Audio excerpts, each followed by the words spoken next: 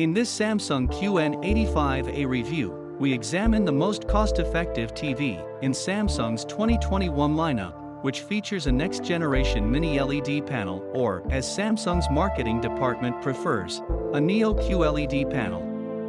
And that's wonderful, because the higher-end Neo QLED TVs we've examined, the Samsung QN95A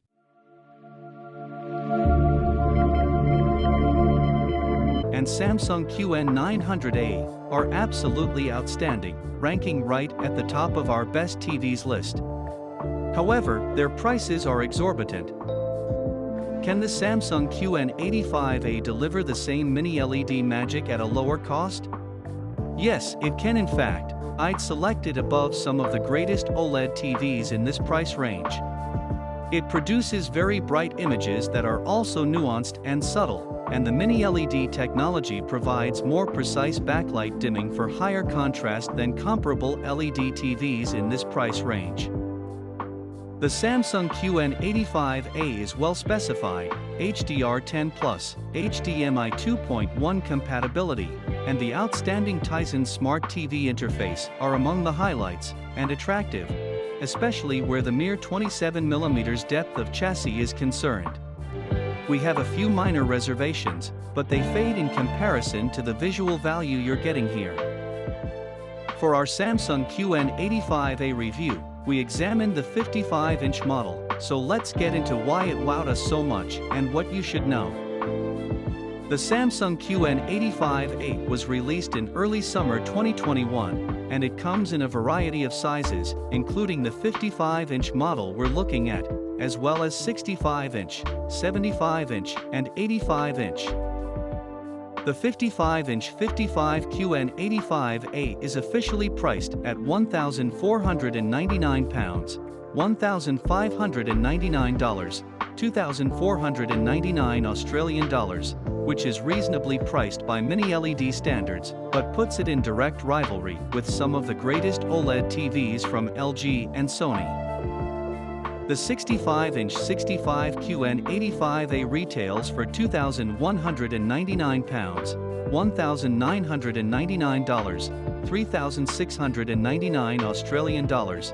The 75-inch 75 QN85A retails for £2,699, $2,799, $4,899 Australian dollars, and the 85 QN85A retails for £3,999, $3,599, $7,099 Australian dollars.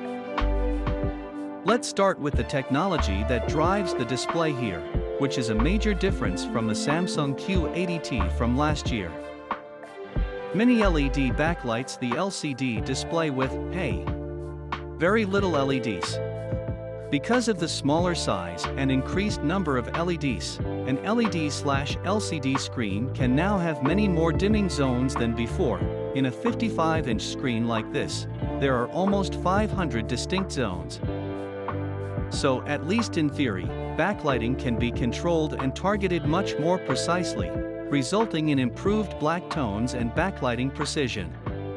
The 55-inch QN85A's peak brightness of 1500 nits will be the envy of every similarly priced OLED option, which will only reach approximately half that.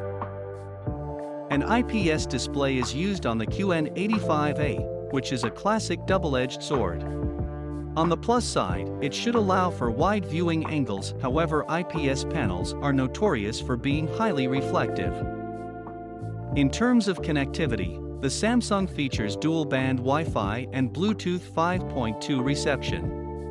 For HDMI sockets, one of which contains all of the HDMI 2.1 capabilities that are necessary to a comprehensive next-gen games console experience, and another which supports eARC compatibility, 2 USB inputs, an Ethernet socket, and aerial posts for 2 onboard TV tuners are among the physical inputs.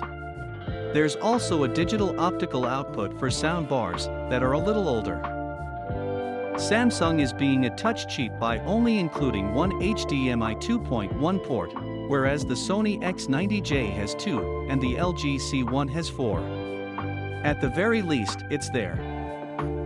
Samsung's 4K Neo quantum processor is in charge of the entire show, and it can handle HLG, HDR10, and HDR10 plus dynamic metadata HDR standards.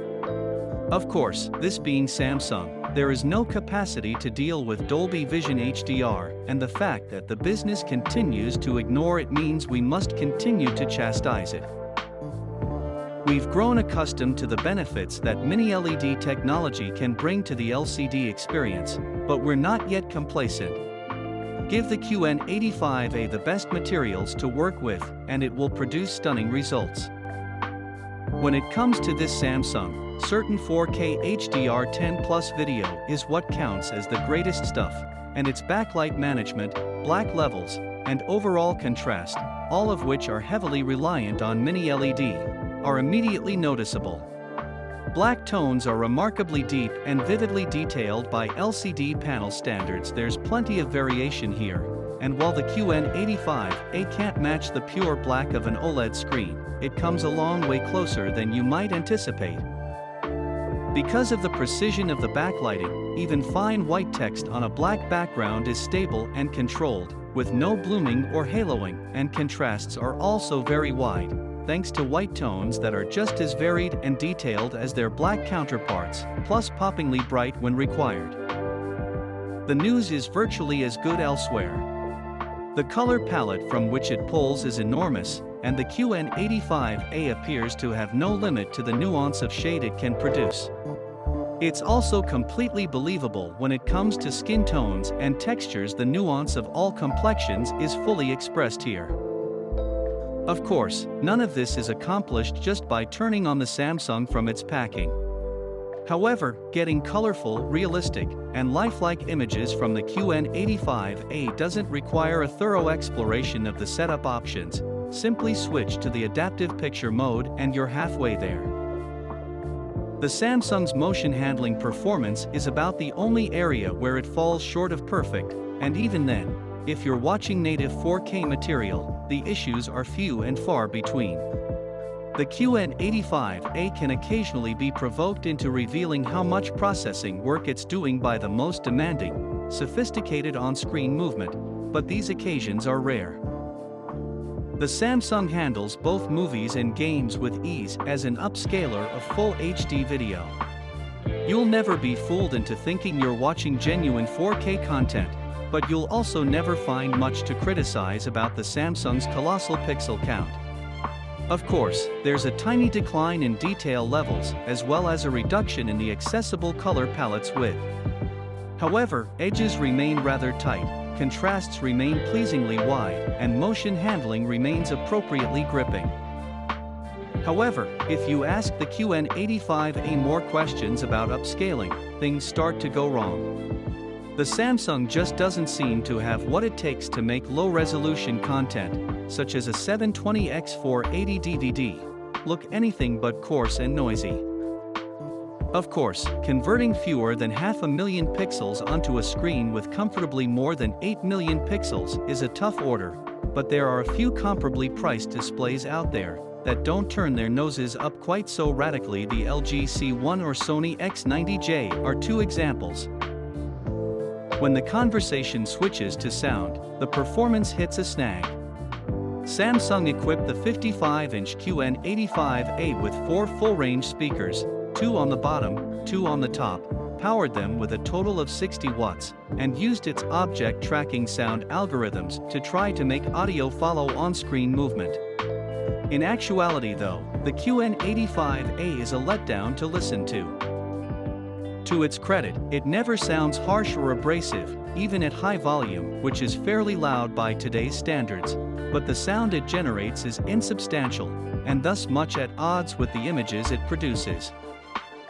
So, if you've read any of our TV reviews in recent years, you already know where this is heading. You'll need to set aside some money for one of the greatest soundbars. In this case, Samsung's Q Symphony soundbars are worth noting since they allow the screen's audio system to collaborate with, rather than be overridden by, the soundbar, resulting in a louder sound than either device could produce on its own. Some Q Symphony models are included in our list of the best soundbars for Samsung TVs. Is it possible to have a large screen with a minimal bezel? With such a slim profile, is wall hanging a viable option?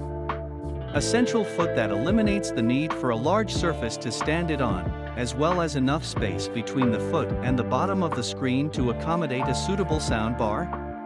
Tick, tick, and tick some more.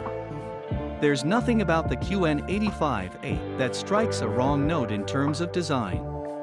And of course, you can rely on the quality of the construction. Please subscribe for more videos like this. Thank you for watching.